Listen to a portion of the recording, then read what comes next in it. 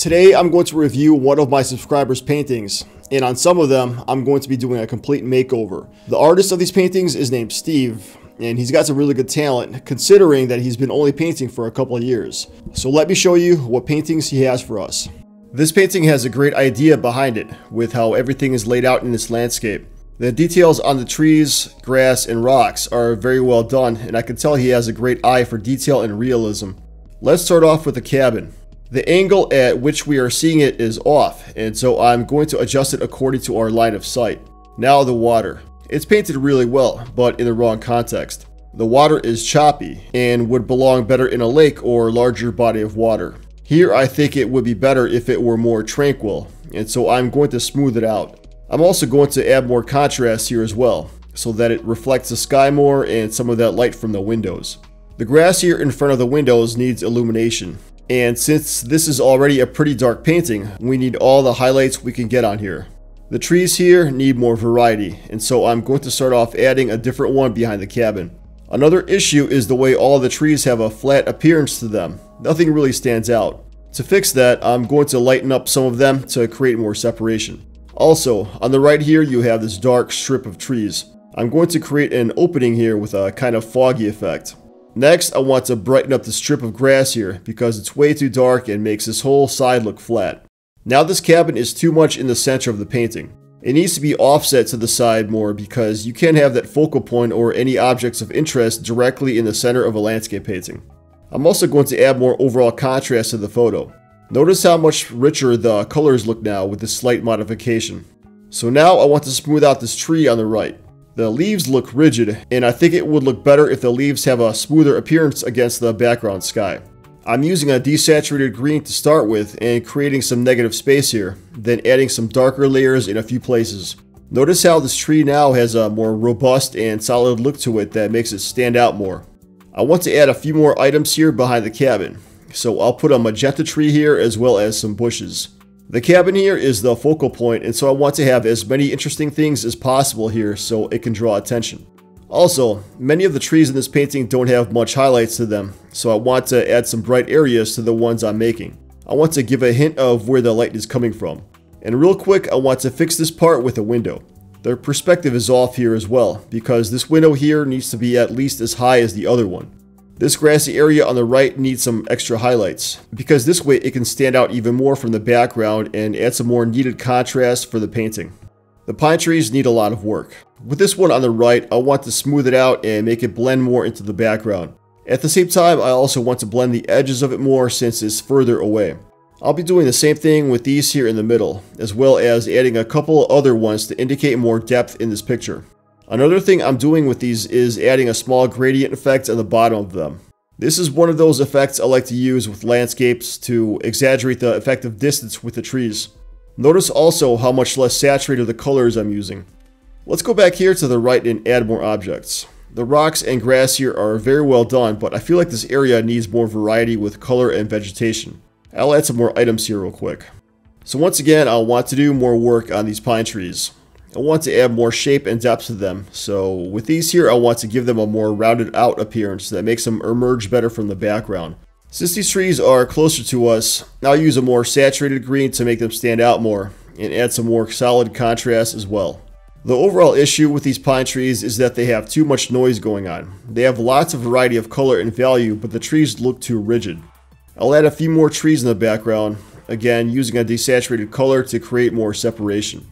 Let's go back to this cabin, because I feel it still needs a lot of work. I think the brown here on the wall is too intense, so I want to tone that down, which will make it look more natural and make the light in the windows stand out better.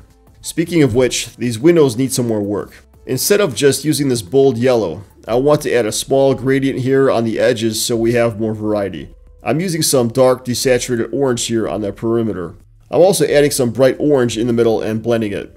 Notice how much more vibrant the windows appear. Okay, now I want to do something with the chimney. At first glance, it looks fine. He painted it accurately and is neatly done. However, I can't help but feel it looks pale and flat. What I want to do first is add more color variety to the stones. I'm just blending a bunch of different desaturated colors that would normally appear on a rock, and then I'm going to paint the mortar over that.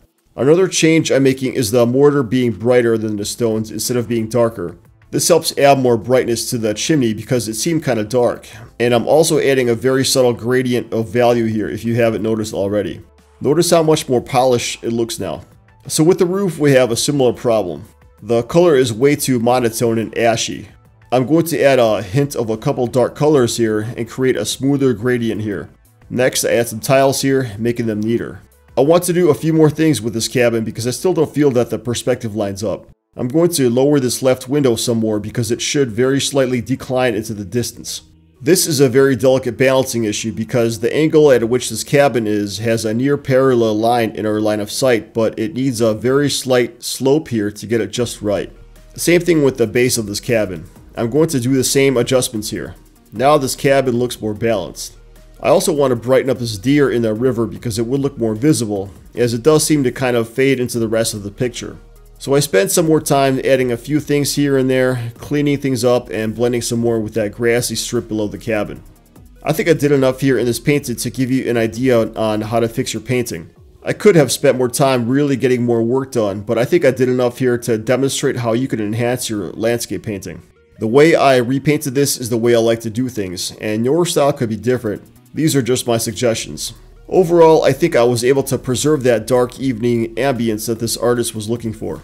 Anyways, let's check out some more of Steve's paintings. This painting has a lot going for it. The sitting man is very well painted. The way he is casually sitting by the campfire is very well done. All the objects here are very well done. The trees, mountains, clouds, and everything else is painted great, and I like the details on the horse. Now some critique. I'm going to first off change the contrast of this mountain all the way back here to make it look further away. The mountains look too similar to each other, but they need more sense of depth. Next, the first thing I notice is how out of place the man is compared to the horse and tent. The sense of distance is not consistent. He's too large to be painted on here for two reasons: his proximity to the horse and the line of sight from the viewer's perspective. I'm going to shrink him down to about here. This is why it's important to understand perspective when you first start painting something, because it's going to directly affect the placement of everything in the painting. I painted over some parts here real quick just for demonstration purposes. Let's talk about the mountains. I want to create more separation between them, so what I'm going to do is lower the contrast with the ones in the back. I'm also going to lower the contrast in general with all of them to make them look further away to create a bigger sense of overall depth in the painting.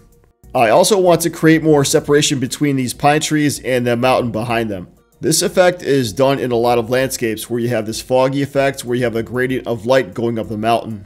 Now the field color in the distance is too vivid, so I want to tone that down so it would go along better with the other desaturated hues around it. Objects in the distance should have less saturation overall. Now I want to add a line of trees here because I feel that the space is too empty. This is especially true since we have such a vast distance between the objects here in the front and the mountains in the background. There has to be something in between. Then I add more brightness to the mountains because I feel like there is not enough sunlight. The sky indicates there should be sunlight, and this way it will help bring out the objects more. Same thing with the clouds. They need more sunlight on their left sides to help indicate the sunny weather. Now I want to add more contrast here up front where we need more shadows to indicate this weather. I also want to brighten up this grassy area here to make it stand out more from the background. I add some more shading and contrast here, and notice how doing these changes significantly impacts how the weather looks.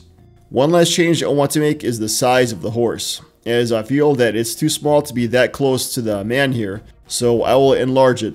Obviously I could have done more detail here, but I just wanted to give you a quick idea of how I think this painting could look better. Now let's save the best for the last. This one is really cool and is my favorite. Very well done, and I have no need to edit any of this. He has a great skill with painting portraits, great accuracy with both Santa Claus and the horse. Very original, especially with Santa wearing the sunglasses. The painting has a style to it, a Christmas theme painting with a really cool spin to it. Also greatly done is the angle at which we are looking at Santa on the horse, where we get this sort of 45-degree perspective that is more challenging to paint than doing something from the side angle. Awesome painting, doesn't need any edits. Anyways, thank you Steve for sending me your paintings. Good luck with your painting endeavors. And if you guys like more videos like this, let me know and I could edit some more of your paintings.